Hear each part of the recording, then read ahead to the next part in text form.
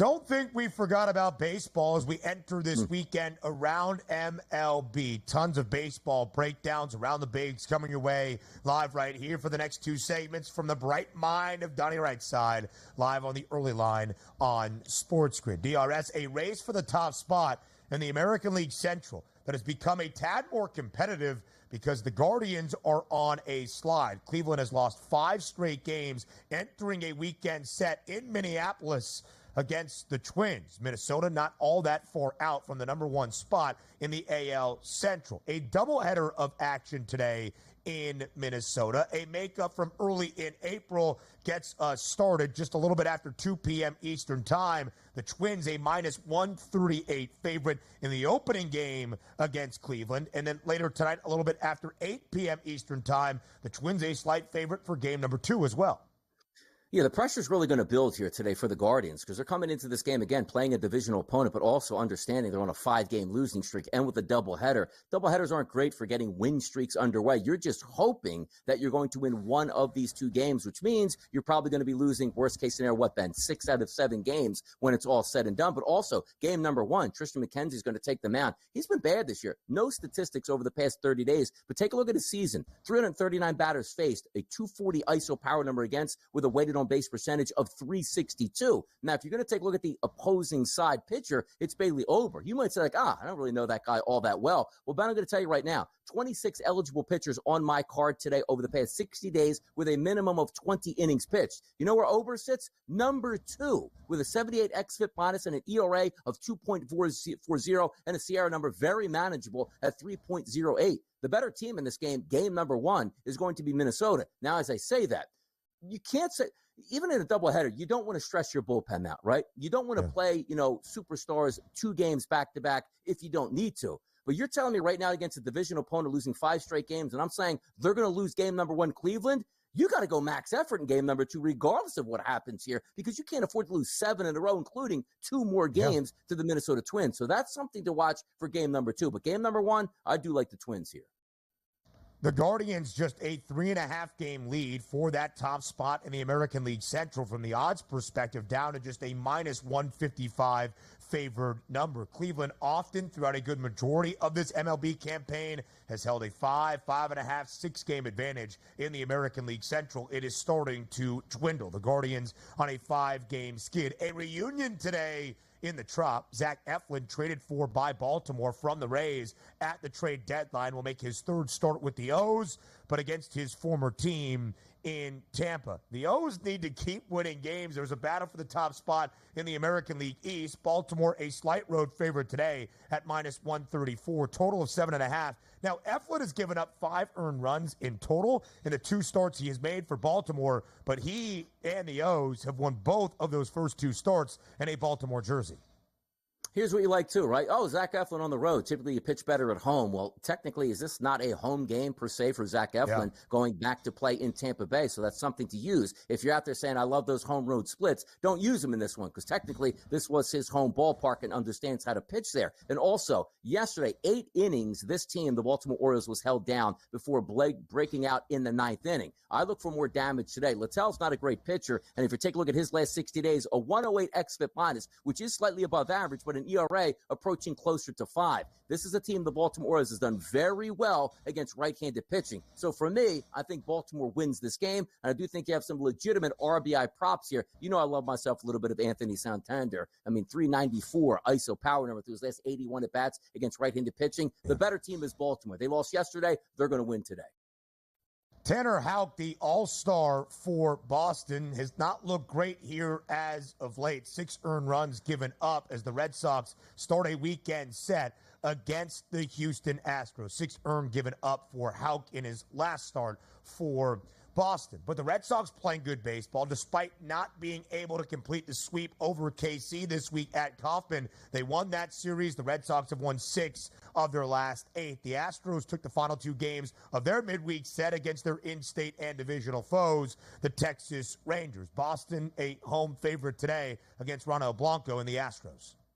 Yeah, there's some rain in the forecast. You see that total, 9.5, so you need double digits in order to cash in that ticket. If we do dance around the raindrops in Boston, 78-degree temperatures, which is nice, 16-mile-an-hour winds blowing out to left field. That's why that number is so high. But Ronel Blanco actually has decent statistics, Ben, over the last 60 days if we include left-hander and right-handed batters and include them together. However, his last 47 left-handed batters that he's faced over the past month, a 341 ISO and a weighted on base percentage of 380. Why is that important? 7 of the 9 batters anticipated tonight for the Boston Red Sox will be lefties. And I'm talking about the first 4 guys. Duran, 463 weighted on base percentage. Abreu, 493. Yoshida, 413. Devers, 481. You want to continue down? Dominic Smith, 411. You take a look at Sogard, a switch hitter, 367. And then you take a look at Rafael, who's actually a right-handed batter, 349 to bring up the rear in the 9 hole. So I'm looking at this performance. Bounce back probably on hand for your starting pitcher, but also Blanco is decent, just not against lefties. I think that's a recipe for success. They are a favorite for a reason tonight, Boston, and I think they win this game over the Astros. The Red Sox leave KC after a series victory over the Royals, still trailing Kansas City by a game and a half for the third and final American League wild card spot. A team in wild card contention trying to hold on to that third and final spot, the New York Mets. They take the midweek set in Colorado against the Rockies, 9-1 the victory at Coors Field. Meanwhile, at home, the Mariners avoid a sweep against the Tigers. Down in the bottom of the ninth, the bases jacked for Mitch Haniger, a walk-off bases clearing 3 RBI double. Seattle gets the victory to avoid a sweep against Detroit yesterday, 4-3. The M's a slight home favorite today against the Amazons. What do you like in the opener of this weekend series? Typically, when you see a game that's going to play in Seattle, your initial thought is going to be to the under. I'm actually the opposite on this. Take a look at that 8. Jose Quintana is going to be on the mound for the Mets. You take a look at him, his last 75 batters he's faced from the right-hand side. They've really gotten the best of him. 317 ISO power number, weighted on base percentage at 385, and taking a look at a walk percentage of close to 14%. That means runners are going to be on base. So the theory would be, let's get as many right-handed batters as we possibly can to line up against Quintana. Looking at the preliminary lineup, all 9 batters for the Seattle Mariners will be right-handed batters tonight, so that should be an advantage. If we're taking a look from a Mets perspective, we like their offense. Bryce Miller, though, take a look at his last 92 batters he's faced, Ben. An 090 ISO and a weighted on base percentage of 260 here. So just by going on matchups alone, a slight price to the favorite for Seattle, even though the Mets are hot, I think the Mariners could be the better play tonight on that side of it. A very intriguing game in terms of that postseason perspective. Again, the Mets, a half-game lead now over Atlanta for the third and final National League wildcard spot. Seattle the win yesterday to avoid the sweep against Detroit. Houston had the day off. The Mariners and the Astros will enter this weekend tied atop the American League West. Game number 2 of a 4-game set this weekend out in the desert between Arizona and Philadelphia. Not only the NLCS rematch from a year ago, but important based on postseason positioning for both the Phillies and the Diamondbacks. The Phils have won 3 straight, final 2 in L.A., and last night in the opener against the D-backs as an underdog. They're now a road favorite, nearing $1.50 with Zach Wheeler at a minus 142 price on the mound. By the way, Zach Wheeler is the better pitcher on the mound today. But by the way, Ryan Nelson, one of those guys you like to fade at the beginning of the year, he's really turned it around. Last 60 days, a 94 xFIP minus, an ERA of 3.50, and a very manageable Sierra number of 3.78. If we're taking a look at him on the diamond itself and not just those analytical numbers, the last 122 batters he's faced, take a look at this from the righty, a 127 ISO and a 282 weighted on base percentage. I told you last night we liked the over out there, and they did get that. Today, maybe looking more towards a Phillies victory because I do think they do have the better pitcher on the mound, but I do think the ball stays in the yard. Maybe an under to look out for, even though both of these lineups are very good. 9.5 the total yesterday, 10 total runs. The Phils taking the opener 6-4. Zach Wheeler plus 240. Second best price to win the National League Cy Young Award. These are the types of starts on a Friday night against a playoff contender that can move the market. More MLB breakdowns next.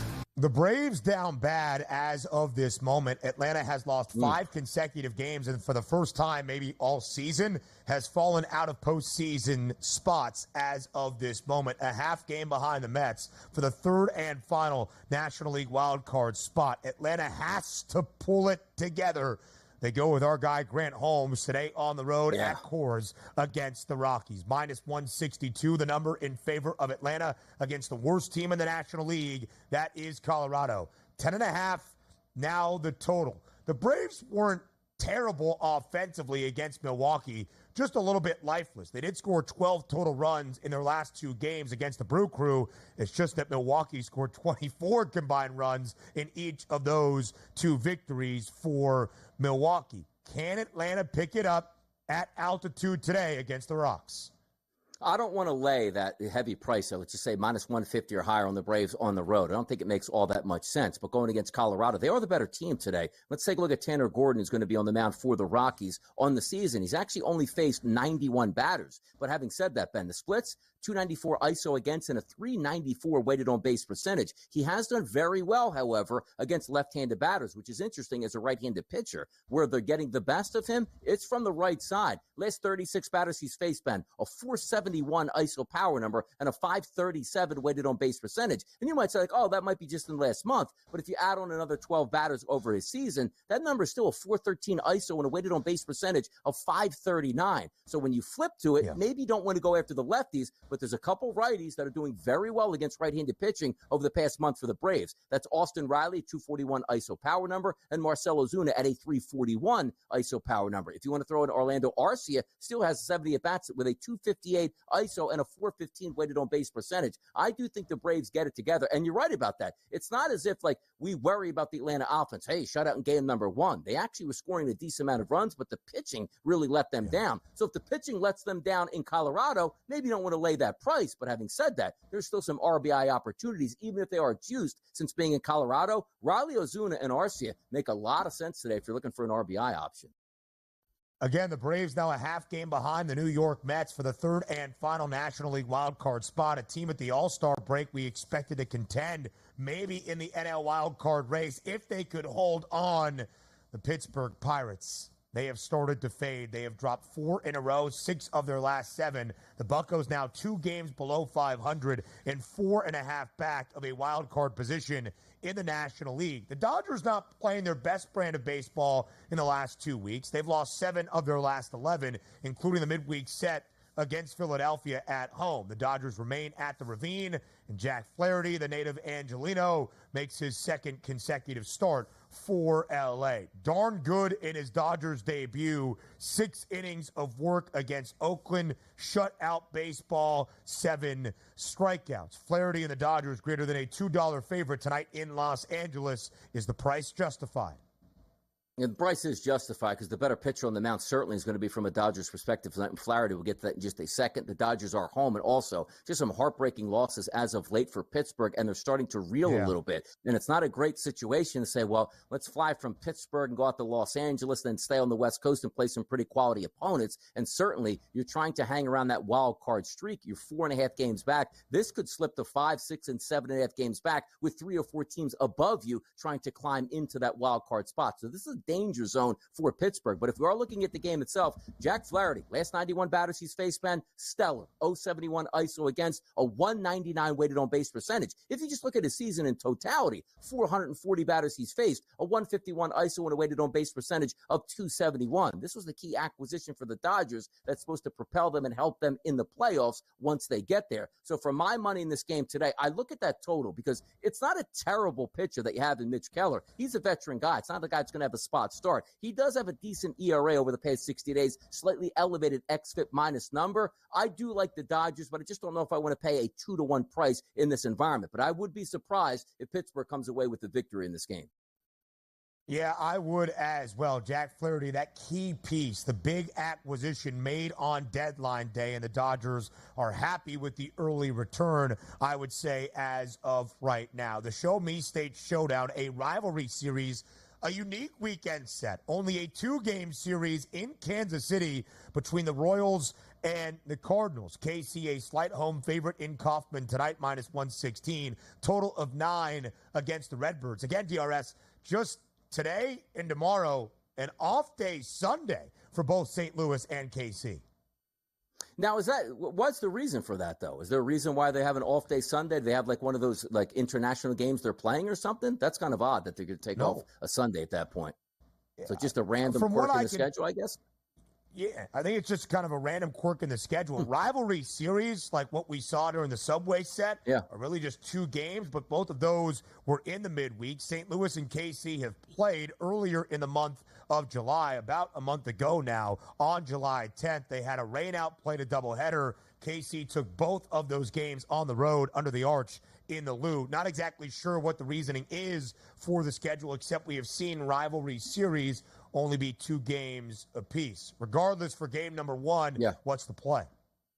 Yeah, if we're looking at this game overall, I like runs in this situation. 26 pitchers qualified on the card today. Dead last, that's Michael Lorenzen. Look at his last 30 days. A 173 ISO and a 371 weighted on base percentage. Left-handed batters have absolutely hammered him. I expect that to be continuing tonight. And also, from a Miles Michaelis perspective, he's really been leaking oil lately. Take a look at his last 94 batters he's faced, Ben. A 284 ISO power number and a weighted on base percentage of 422. Basically evenly split between left-handed batters and right-handed batters. And you look at the middle of that lineup, it's going to be Massey, Witt, Pasquantino, Perez, Renfroe, Melendez. They should all get the better of Michaelis. So forget about that coin flip scenario on the price point here. I think we get runs between these two teams. I don't trust these pitchers at all.